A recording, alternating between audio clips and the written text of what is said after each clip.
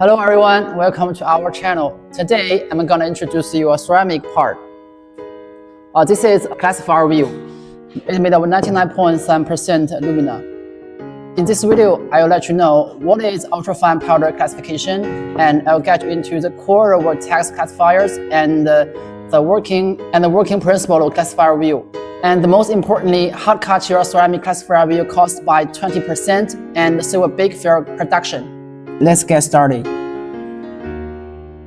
Ultrafine powder classification technology precisely separates micron-sized particles by size using specialized equipment. It is widely applied to non-metallic ultrafine powders and other material industry, such as electronic, advanced ceramics, and high-temperature coatings. The air classifier is a device for classifying ultrafine powders. Its main components include the inlet, air intake, outlet, cone body, classification chamber, and motor.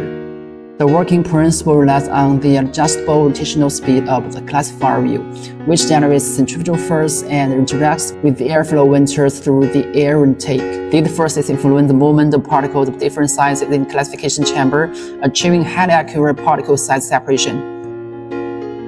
The classifier wheel is an essential component for air classifiers and generally made from metallic or non-metallic materials.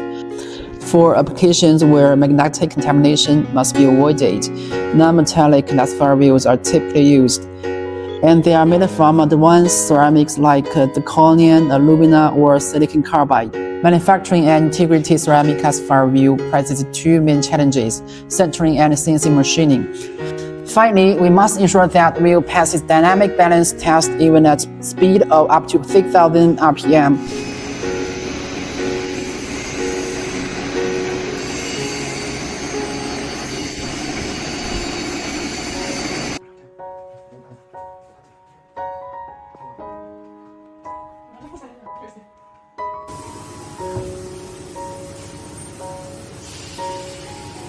So that can maintain stable and efficient operation during actual use.